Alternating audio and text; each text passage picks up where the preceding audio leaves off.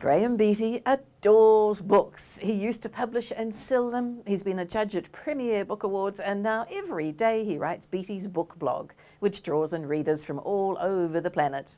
When he said he was keen to share with us some of the latest crop of truly beautiful books he's noticed, we said, yes, please. Hello, Graeme. Great to have you back on Let's Talk again. Now, we're in an era when, as I understand it, in America, almost half of all the fiction that's produced is downloaded onto tablets and screens and things. And yet, somehow, in publishing, these big and beautiful books still endure. So what's going on here? Well, that's true, and I think, you know, the future of the unillustrated fiction, popular fiction title is probably limited. Most people will be reading it digitally, I think, but these beautiful books that we've got here today are they're beautiful books, and it's hard to imagine people wanting them in digital form. You actually want to sit. They're coffee table books, yes. I guess we would have called them. You actually want to sit down with them and open them and look at the beautiful stuff that's inside them. So as long as we've got coffee tables, we're going to want to have beautiful pages upon them. Yes. Yes, I think the future for the beautiful book is long and way, way out into the future. Now, are these all produced in New Zealand? No, they're all on sale in New Zealand. Some are New Zealand books, some are imported books. They tend to fall into various categories like buildings, architectural books and the like that one there on the end, that's an example, that's a New Zealand book. And also, of course, art books especially lend themselves to this format. And that one you've got your hand on there, Shane Cotton, a great contemporary New Zealand artist, of course. That book has just been published in Canterbury in the last few weeks, and it is a really wonderful example. Just makes my heart go, oh, just the look of it. I mean, that bird image is just astonishing, isn't it? And there is such beautiful art inside too. And the papers are blue, unedged. It's just the most gorgeous thing, this book. Yes, and you know, a book like that, which I think retails for somewhere around the $120 mark, it's actually a very inexpensive way of buying a lot of wonderful Shane Cotton artwork. Yes, that's true, yes, because even a print would cost you a great deal of money, wouldn't it, in a frame on the wall. So art books, we might come back to one or two of those too. Yes, so then, floral books about gardening and flowers and things, of course, are especially prominent in this area. This book is written by Auckland woman Sandra Kaminsky, and for my money it's probably the most beautiful book that's been published in New Zealand in the last few months. It's an absolute stunner, and of course she is a woman who does floral decorating in people's homes and corporate buildings and the like, and this book shows some of her work, and it really is. It's a stunner. Yeah, it's beautiful. Yeah. And you've also included a novel, I see here. Yes. Well, yes, you don't often think of a novel as being a beautiful book, but this is The Luminaries by Eleanor Catton, whom you've already spoken to. Oh, well, she's on the show next week, yes. Is she? Right. And this is shortlisted for long-listed, I should say, for the Man Booker Prize, but it is a very, very beautiful piece of publishing with lovely end papers, ribbons, sewn across the back there. That is a very, very fine, I think, even though it's a novel, unillustrated, it's an example of a beautiful book. Yes, not many novels get printed like that these days, do they? No. With a heavy cover, especially with a gold ribbon for placement between the pages these days. And especially in this part of the world, Australia and New Zealand, you know, most novels now go straight into what's called a trade paperback. Still in the UK and the US, a few hardbacks, but you've got to be a very major writer to. Yes, and then moving along, then I see this book called Wanaka, Earth to Heaven. Yes, well, that's an example too. There are, of course, books about places are another area of beautiful books. Frequently the books are beautiful, and New Zealand does publish a lot of books in this area because there's a big market for visitors to take books away with them as souvenirs. Yes, all for locals too. Yes, give them to people, visitors as presents to say, here, take a bit of my place with you. Yes, and of course dominated by books on the South Island. Yes, of course. Yes.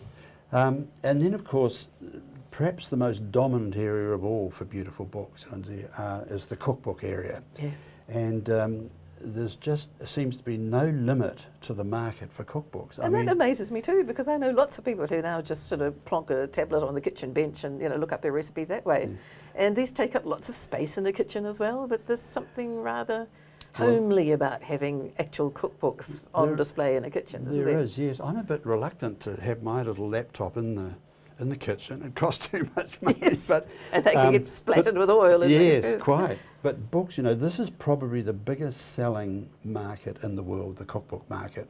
In New Zealand, there's probably 12 or so major cookbooks published every year. Worldwide, there are hundreds. There's just a few, small collection there, but they do really dominate the beautiful book market. And of course, you know, you get one, I think we've got Rick Stein's India there, and of course the advantage with a book like that is it's based on a television series. The BBC have had a huge they've had a huge crew out there filming all the stuff, and of course they get such wonderful photography while they're doing it, and then they put it together in a book. So they are often tied in with a TV series. Yeah, and there's a decent-sized industry dependent on it too. All those photographers and food stylists and everything. It's a whole lot goes into the making of a food book. Yeah, that's true. And what do you have under your hand? Well, in the middle here, these are books, are just a few. They are published by the Folio Society in Britain.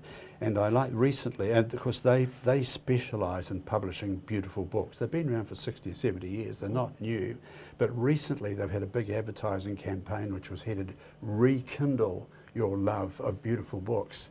And I thought I was just quite taken by that. Nice play on words. But these are sort of typical of the things they do. There's a Ray Tannehill's Food and History there, a very, very beautiful, fine book.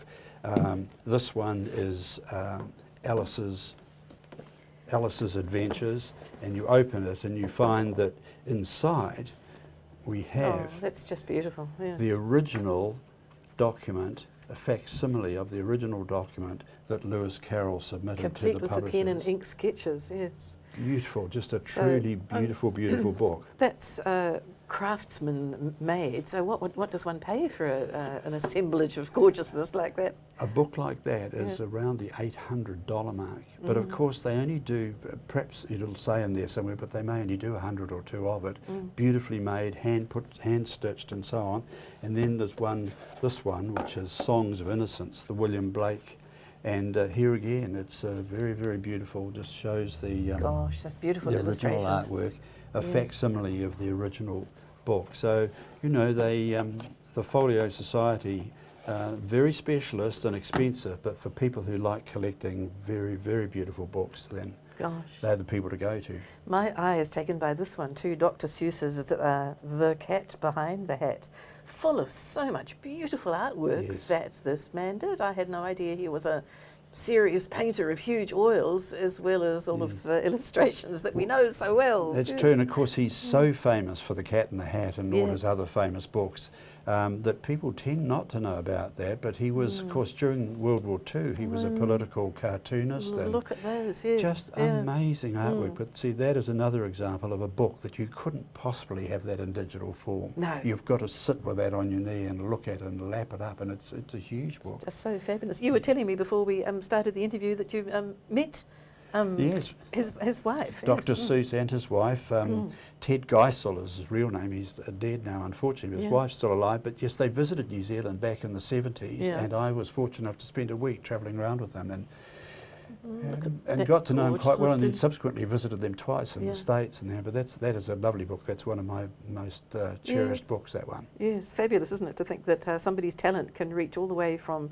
something that you read as a bedtime story, although they're so long. Sometimes I wish you hadn't written such long books. To something that adults can really appreciate and get to grips with as well. Yes, and the next one you have there, published by Thames and Hudson, who are the great British publishers of particularly beautiful books. The Bayeux Tapestry. Of course, Bayeux is a small town in Normandy, and that tapestry is, I think it's about 100 yards long and about 20 inches or so deep. Beautiful, beautiful tapestry, and that is every piece of it duplicated page by page. Wow, a work of art to produce a very, very long time ago. Yes. And a work of art again too in book form. Yes. So there's no end of gorgeousness for people to find if they just go and browse in their favourite bookstore. Thank you so much for all your expertise, Graeme.